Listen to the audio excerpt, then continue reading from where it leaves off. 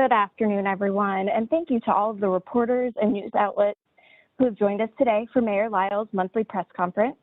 My name is Ashley Achasso, and I'm the city's public relations manager, and I'll be filling in today for Corey while he is out on vacation. Before I turn it over to Mayor Lyles, I'd like to go over a quick rundown of how today's press conference will go. Mayor Lyles will kick things off with a few announcements from our city departments, and then we'll open it up to all of you for questions. As always, please use the Raise My Hand feature in WebEx if you have a question, and then I can call on you. After we're done, we'll upload the HD file from today's press conference to Dropbox for TV stations, along with some photos for newspapers and online outlets to use. With that, I will now turn it over to Charlotte Mayor Vi Lyles.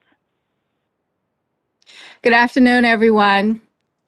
It's been a few weeks since we've had the opportunity to have this monthly meeting. And even though it's often a challenge to fit into my schedule, I am committed to keeping these briefings going for the benefit of both you and me. My understanding that this really is the highlight of your month. I'm sure that that's the case, right? No, not really. As you know, we've been extremely busy. Just this week, we hosted a visit from the HUD Secretary, Marcia Fudge.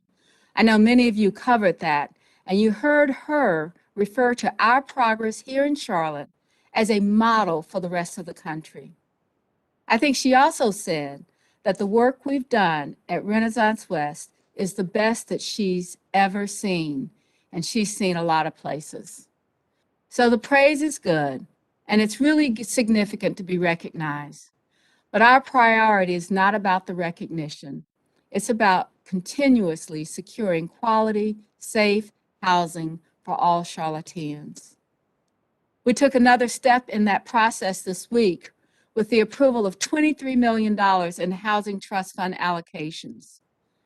2 of the proposed developments are naturally occurring affordable housing, NOAHs, which means that the Housing Trust Fund dollars will be used to renovate and update existing developments rather than having to build new ones.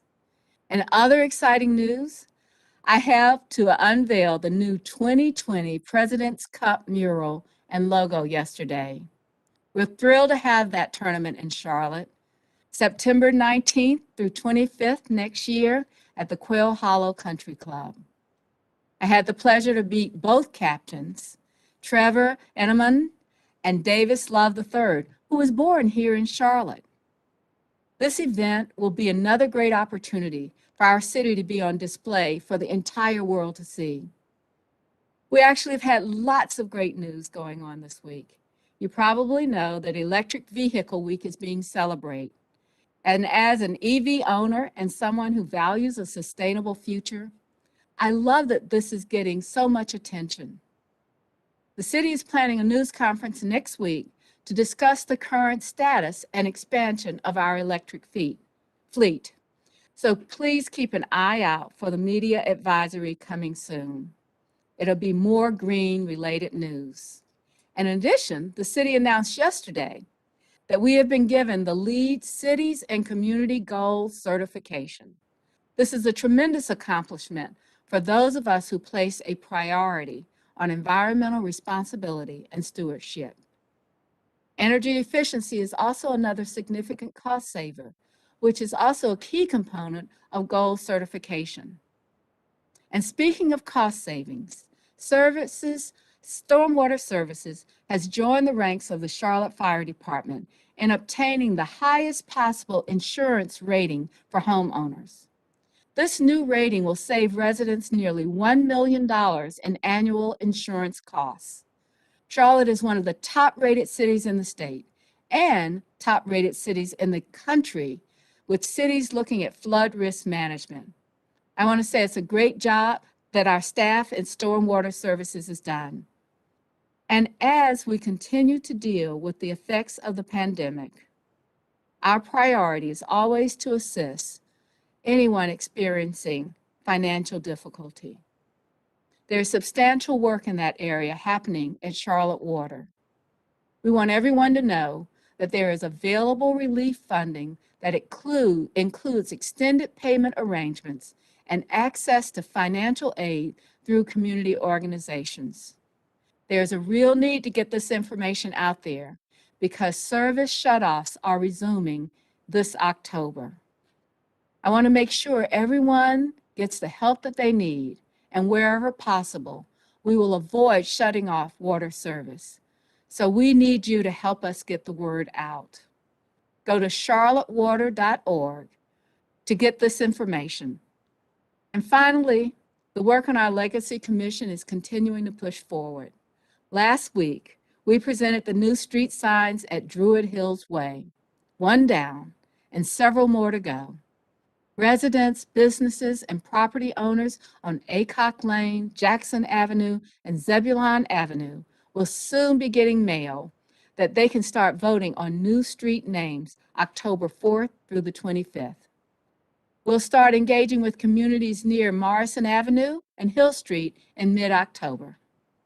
So those are a few things that I wanted to share with you as announcements, and I think that we can now open it up for questions. So who's going to go first? Okay, our first question goes to Jonathan Lowe with Spectrum News. Thank you so much, Mayor, for your time this afternoon. My question deals with this past city council meeting this week. It was on the agenda the day before, a couple days before, that you all.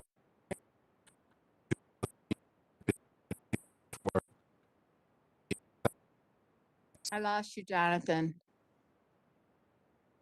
Can you hear me, Mayor? I can hear you now. We lost Okay. you, you said a few days before, and that's when I lost you.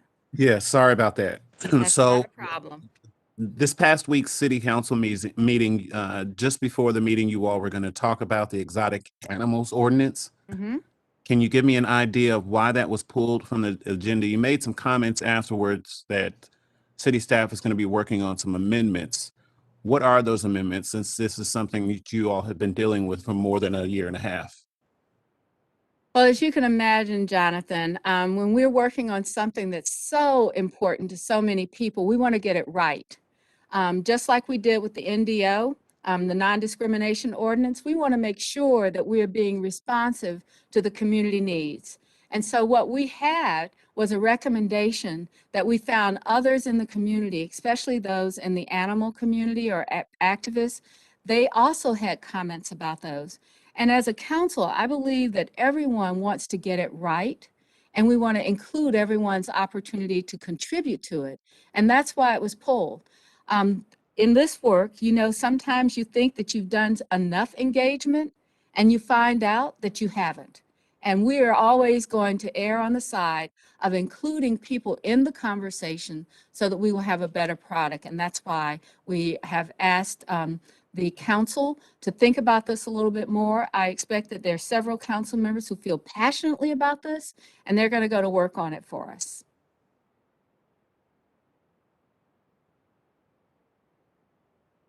Okay, our next question will go to Will Wright with the Charlotte Observer. Hi, Mayor. Thank you. I wanted to ask about the Safe Charlotte report. It found that Black and Hispanic residents were much more likely to be pulled over in Charlotte, despite there being a similar level of contraband found in vehicles.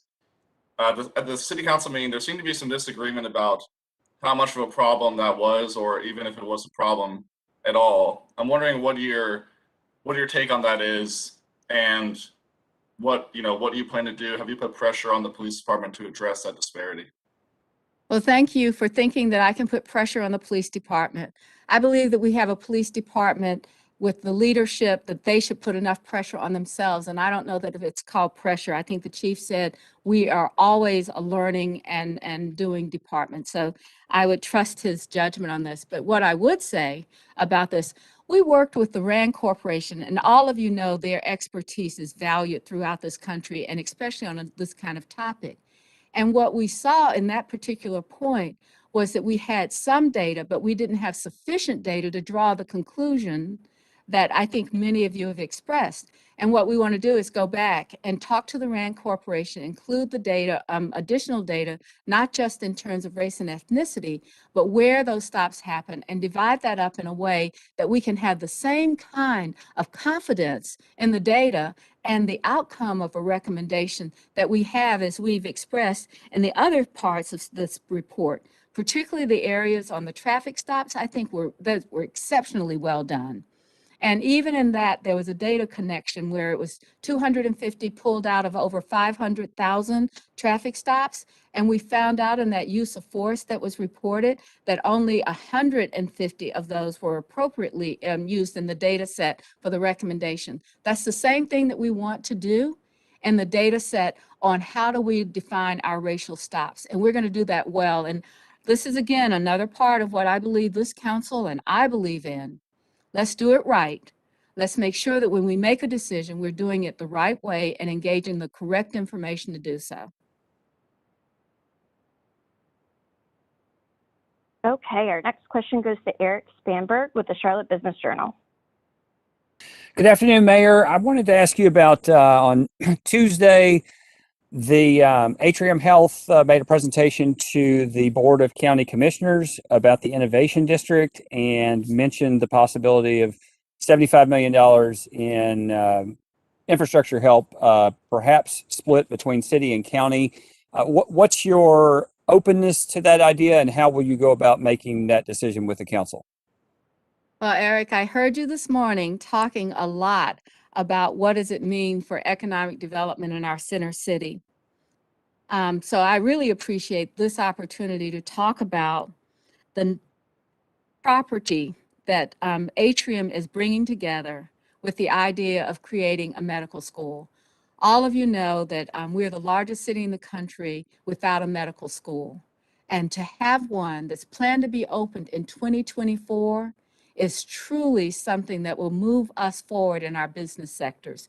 When we often talk about how we are in our economic development, we talk about our foundation in finance and technology.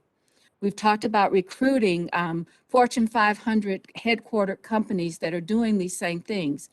Bringing in a major healthcare facility, a medical school, and programs and buildings and intellectual capital that support that school, it's like adding another part to our economic foundation that was just not even thought of. I mean, I've been in the city for a long time. There's always been a conversation about medical schools, but to get one, especially at a time, in some ways the best time during a pandemic, when you have the opportunity to look at how do you connect technology and medicine together to eliminate healthcare disparities, to create a campus where there are over 1,100 jobs available for people. Just, I can't say enough about this investment by the healthcare industry. And I believe all of us are familiar, of all of you, not everybody in this community, but you are all familiar that when we look at these economic development projects and they bring in something as what we would call the TIG, and they bring it in because it's something that we would plan to do if development was occurring, and it's a tax increment grant. And that's what we should approach it as, and we should treat Atrium and this campus just like we've treated every other opportunity that we've shared with on these TIGs. And so I'm looking forward to it. And yes, I understand the amount, but I also understand deeply the benefit. I am so thrilled. If you recall, 4 or 5 years ago, we had a study of East Charlotte had the fewest amount of jobs of any of in our communities, in all of our employment centers. And when we do something like the Atrium campus, you come down Albemarle, hit Independence, and you're at work, I'm pretty excited about that. And I think our investment will be an investment for our entire community. It'll be better health care, better paying jobs, and it'll be something that will attract other types of industry in the support of those types of the type of work that they're going to do. Our next question will go to Hunter Sines with WCNC. Hi there, Mayor. Really quick follow-up to Eric, though. Will you urge City Council to help fund that innovation district? And then I have another question of my own. Hunter, you know, we've got 11 really smart people on our City Council. I think if we present the facts about this, we do the comparable situations where we've done it before, I don't think that I have to urge. Of course, I believe in it. but I want to be sure that they believe in it. And whatever we can do to provide them the information, address the questions that they have, will be what we will do. That's Gotcha. what the staff is here for. Atrium is all in on doing this, but even more so, the partnerships that they're creating within this community. You know, that medical school isn't going to be funded just alone through the hospital system. There's an entire community effort to raise money for that medical school. That to me says this community buys into it because they see the opportunities that we couldn't imagine 2 years ago. So hopefully I'm not urging, but I do believe in it. Thanks for the question. Yeah, I got that. Really quick for teen violence, we got some data and we're seeing that many, that we may not surpass marks that were hit in previous years when talking about violence done by teens, but there are still already this year more than 350 cases of violent crimes by teens. Do you think it's still a problem with the recent crime that we've seen, and what's going to fix it and stop teens from doing this types of stuff? Hunter, that is a very big question. So let me just start talking about it in the context that we all know that the loss of one life is a loss too many. We know that when we have gun violence among teenagers, that we've gone too far in a place that is kind of dark, because what that means is conflict resolution that would often have been words or fists has now become gunfire, and guns are prevalent in this time, and I can't say that I have a great answer for it. I've been reading, though, a lot about this, and most of the things that I've been reading is by the head of the sociology department at Columbia University in New York. He studied this for over 20 years, and he says that there are two dynamics. One, when violent crime is up, it's usually the urban neighborhoods that are victimized the most. And we're seeing that. We're seeing our neighborhoods victimized. And then the second thing that he said in this research that he's been doing is that you have to have something to deal with urban poverty. This city has been committed to that through our corridors, through our affordable housing, through investments in neighborhoods for years. But what he finally said in this critique at the end is that it has to be durable. It can't be one time. And so what I'm going to focus on as mayor, I'm going to focus on those initiatives that we've already started, supporting grassroots organization, developing a non-sworn officer mental health program, adding more positions to support youth programming through CMPD, doing anything possible to impact this, and making sure that those efforts are not just one time because it's a high number now, but it is the number that we can stop and change. I believe deeply that this is something that we have to be continuously vigilant about. That means funding and financing successes, trying innovations, and where people are innovating and they're doing well, to support them in the efforts.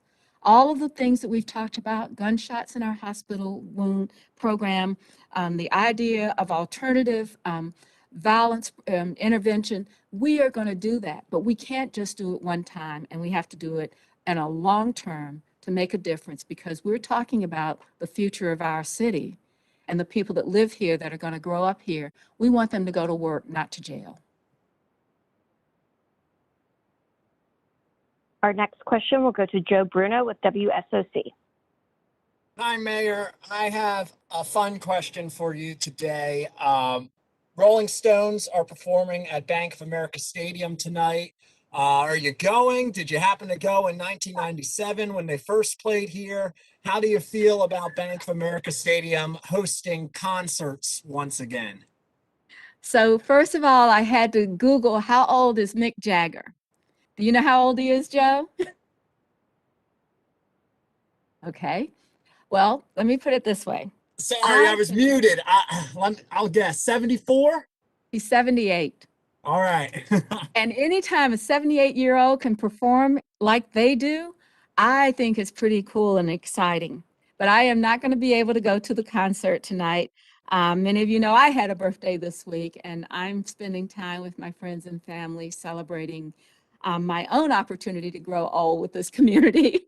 So let me just say this, that what I believe is that anything that we can do to increase the vibrancy of our center city, of our hospitality industry, to bring just some joy back into this during this awfully difficult pandemic, I believe that that should happen. So I want people to go to the concert. I want them to go to the restaurants. I want them to follow the rules, the protocols for COVID. I want them to wear their mask indoors. I would suggest you wear your mask outdoors. Just be as careful as you can be, but go out there and enjoy the Stones. So my option is to perhaps find someone that lives in one of our beautiful downtown center city apartments and maybe get a chance to look at it on the big screen. But I don't think you have to pay for that. Our next question will go to Brett Jensen with WBT News. Thanks, Mayor, and I wish my question were as simple as Joe's. I do too, Brent. Today, the residents from the hotel that were part of Tent City have started evacuating the hotel today, and I know they're going to be going to shelters for the short term, and I know that you guys have that plan in place where you want to eliminate homelessness by 40% within the next 4 years. But that's down the road. And so after the shelters and all that stuff happens, if a tent city were to again pop up once again on city property like it did last time, part of it was, will you try to make sure it doesn't happen? Will you rely on the county to do what they did last time? How will that work if there is another tent city popping up? Brent, thanks. I want to challenge you about relying on the county to do what they did. When we are in these types of situations where we see the urgency of human need, I would hope that we don't have to worry about relying on each other because we have an ability to work together, and all of us should be carrying our weight in this. And my hope is that when we have a situation that we see growing like this, just because we went through it during the pandemic, and it was early on, and that started as a part of not knowing how to handle some of these crises. I have worked in affordable housing a very long time, and we never had that kind of experience, having that number of people lining a street ever. And we have done work in housing and homelessness with this county for a very long time, all the time through our comprehensive plan that we do with the federal funding every year. So I think that what we learned there is to not let things get to that extent. I think what we've learned is to rely on the expertise of our housing agencies that deal specifically with the homeless and to supplement what they're doing so that we can avoid this kind of effort ever occurring again. I'm not going to say it won't, because we know how difficult life can be for people that sometimes don't have a place to go. And I have to recognize that, just like as I drive through the city, I see it. And so I know that there's opportunities to have these kinds of gatherings of people, but at the same time, I would hope that what you'll see is that the city and the county will join together to support the people that really understand the dynamics of homelessness and will get people in the places that they belong. And that's part of the success of this. When you start thinking about the over 200 people, and I know it seems like a small number that we've been able to put in permanent housing, but when you go from homelessness to permanent housing, you carried yourself through so many steps of recovery and success that I'm in awe of this situation.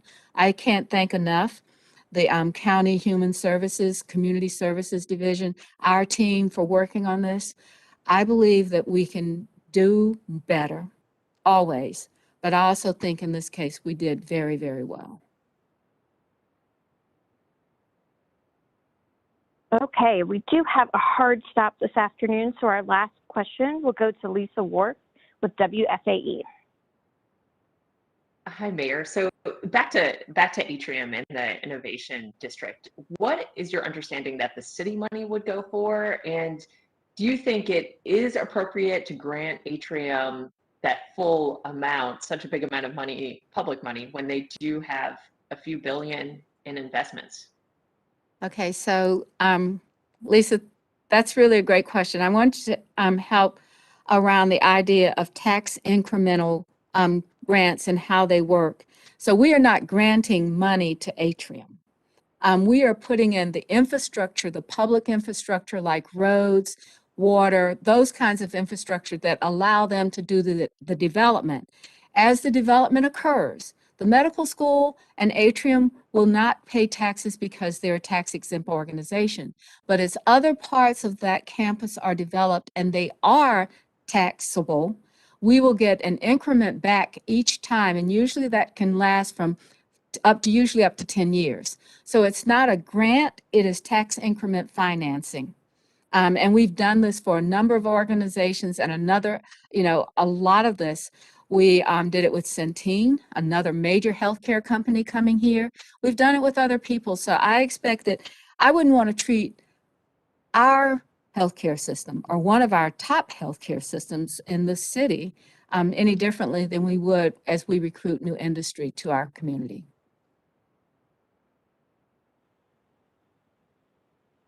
All right, and that will conclude today's press conference.